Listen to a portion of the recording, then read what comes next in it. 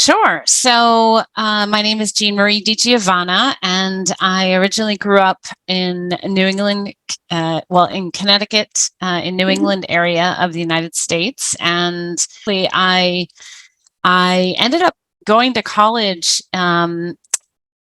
in Boston for it was a 5-year college, Right. and it was a co-op college, so it allowed me to actually work and go to Mhm. school for 4 years. Mhm. And then 1 year was full schooling. And so the beautiful thing about that is when I graduated from college, I actually had 2 years of work experience and Right. 3 years of schooling under my belt. So that gave me a really big advantage in the marketplace. And then I ended up staying in Boston for over 20 years, working Wow. there, starting my business, working there.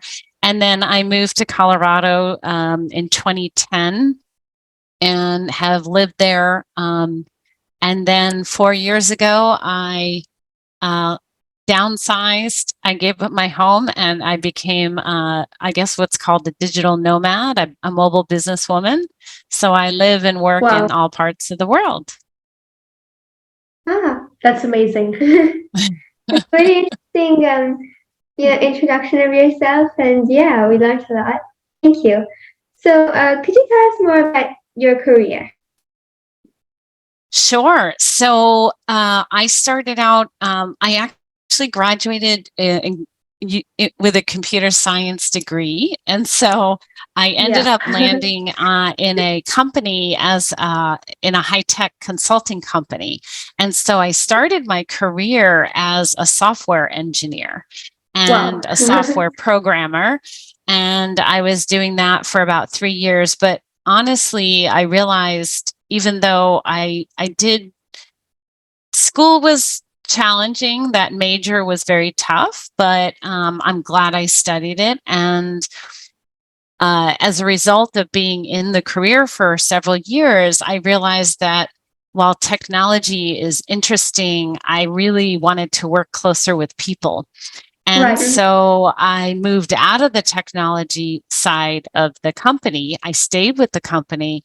And then I actually was able to get into more training and development. And that's when I Mhm. discovered my passion for training.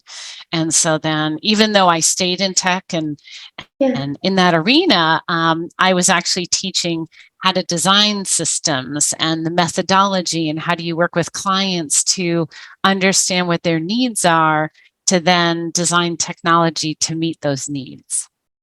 Wow, that's amazing. It's amazing how you made that shift. Yeah. And could you tell us a bit about your own company now?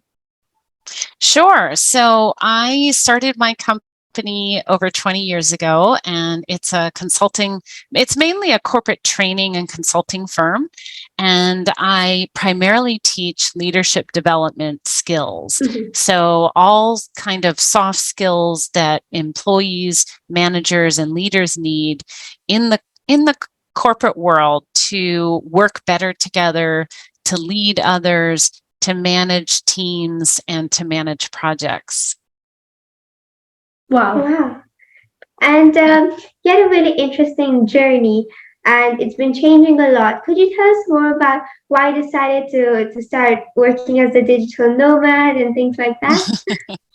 Sure. Well, actually, that part of my life was inspired by a trip I took to Southeast Asia 5 years ago, and I was on a speaker tour first, and that was wonderful. That was in the Philippines, and then and in that tour, we spoke to businesses at conferences, but then in our off days, we worked with women and helping them start up businesses, mainly disadvantaged women, women coming out of sex trafficking and abusive relationships. And then we worked with children in refugees and also in orphanages.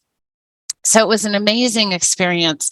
And then I took 3 weeks and went on a volunteer tour to work with rescue elephants, and Oh, and that was wow. really exciting. And that was in Thailand.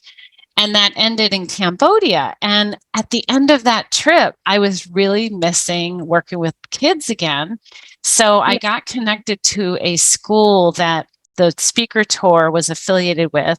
It's an organization called Together We Can Change the World, and they build partnerships with all these different schools. So I worked 2 days with the school in Cambodia, and Cambodia really just touched my heart. There was something about that country, the people, really the people, that was just so special to me, and really made me realize how they were so grateful for everything, and they don't have a lot. And, and I'm thinking to myself, okay, I've got this 2-bedroom townhouse and all this space and all this stuff. And so when I went back home, it really made me think about what do I need? What do I really need? What's important to me? Do I need all of this stuff around me? Do I need all this space? And I also wanted to live lighter. And so that's what inspired me to downsize, and to see what it would be like just to live in different places, explore, and also really,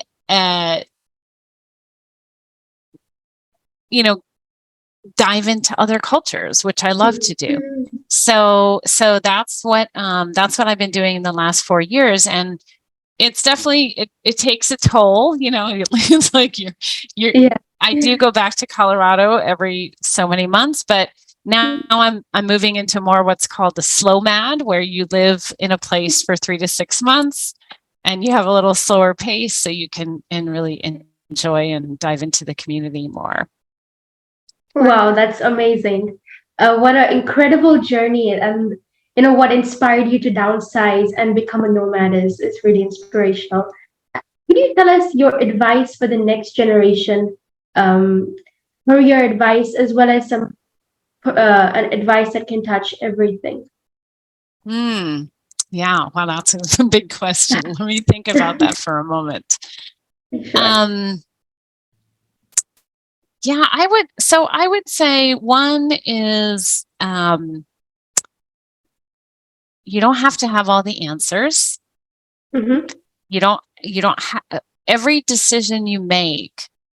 Think about the decision you make as the next decision, like the next step, versus, because I know for myself, I was very hard on myself, and felt like whatever decision I had to make at that time, it had to be the perfect one. It had to be the right one.